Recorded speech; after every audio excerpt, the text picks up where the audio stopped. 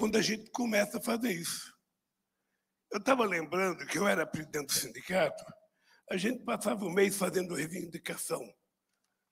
A gente ia na porta da fábrica, fazia a reivindicação, fazia a assembleia e entregava a pauta de reivindicação para o empresário. O empresário negava. Era um direito dele negar. Ele poderia não concordar. Mas a gente tinha para oferecer ao empresário a nossa força de trabalho. Como ele não tinha atendido a nossa reivindicação, a gente, então, deixava de trabalhar. O que é engraçado é que o Estado e o seu corpo policial nunca foram bater num patrão porque não atendeu os trabalhadores. Mas viu bater nos trabalhadores quando não atendia o patrão.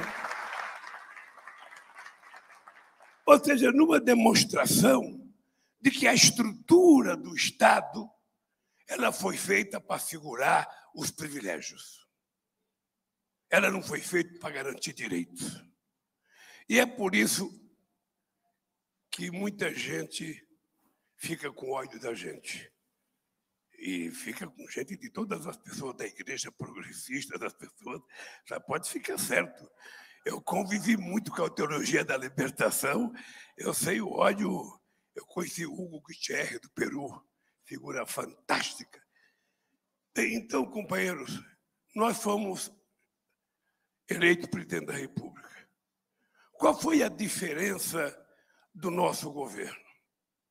A primeira coisa é que eu sabia de onde eu tinha saído e eu sabia para onde eu ia voltar. Eu ia voltar para a mesma casa, a 600 metros do sindicato, que me levou à presidência da República.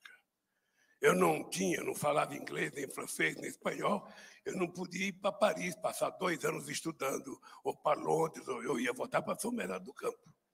E se o pessoal quisesse, ia para a porta de fábrica, fazer assembleia e discutir com os trabalhadores. O que nós fizemos de inovação? Nós fizemos 74 conferências nacionais. No meu governo, todas as políticas públicas que nós implementamos foram resultados de conferências municipais, conferências estaduais e conferência nacional. De todos os assuntos, de todos. Sabe, de cultura a pessoa com deficiência. Tudo foi decidido e tudo foi implementado na medida que a gente ia conquistando espaço para aprovar as coisas. E esse país chegou um momento de rara felicidade. Esse país estava alegre. Os aeroportos estavam cheios de pobres viajando. A gente não viaja de ônibus porque a gente gosta. Viaja porque não tem dinheiro para viajar de avião. Mas quando os pobres passaram a ter um dinheirinho, eles também começaram a viajar de avião, e aí a elite começou a dizer que os aeroportos tinham virado rodoviária. Incomodou.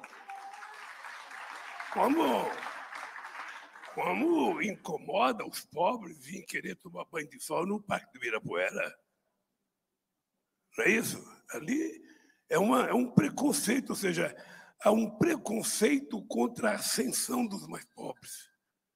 Mesmo que você não queira tirar nada dos outros, mas só pelo fato do pobre chegar perto de você, já causa um certo pânico. O teatro que eu ia está cheio, tem muita gente pobre.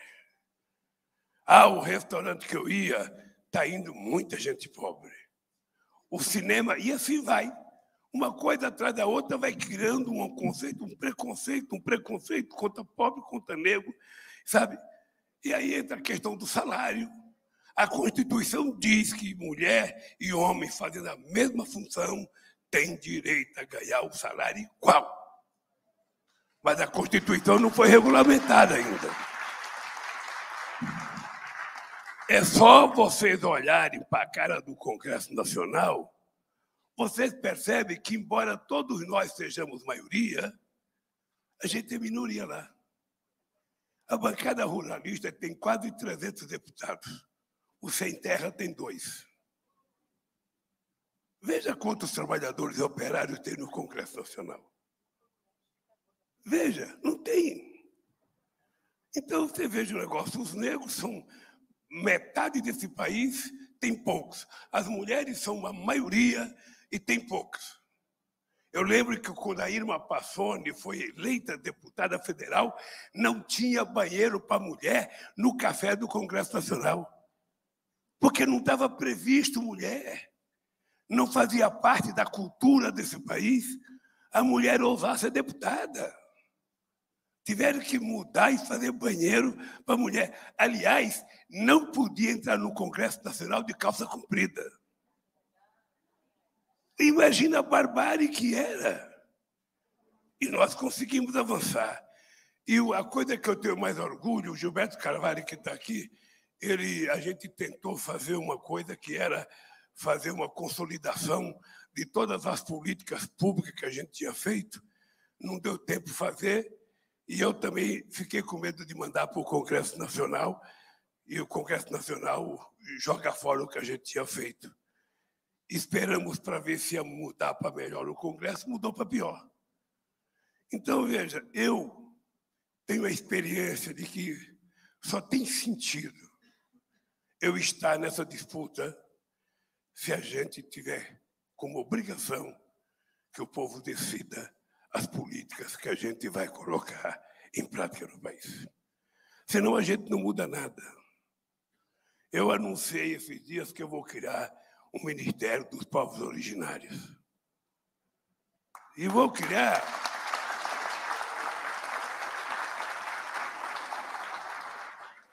para que os indígenas possam ter o direito de se organizar e o direito de determinar um pouco as coisas que tem que fazer. Por que tem que ser um branco, o Lula ou o Gilmar? Por que não pode ser um indígena? Que já tem muitos indígenas bem formados, bem preparados, tem indígena médico. Por que a FUNAI tem que ser dirigida por um branco de olhos verdes e não por um indígena? Por quê?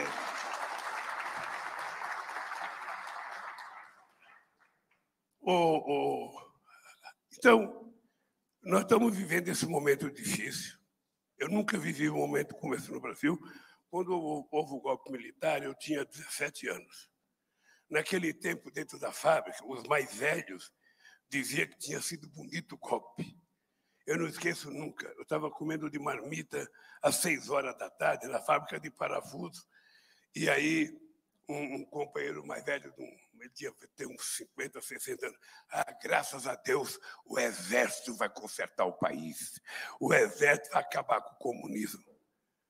E foi assim que aconteceu o golpe com a sociedade brasileira, vendo o que ia acontecer, com um monte de mentira contra as pessoas de esquerda, contra as pessoas como Paulo Freire, uma pessoa como tantas outras pessoas que foram atacadas barbaramente só porque pensavam diferente. E agora a coisa piorou.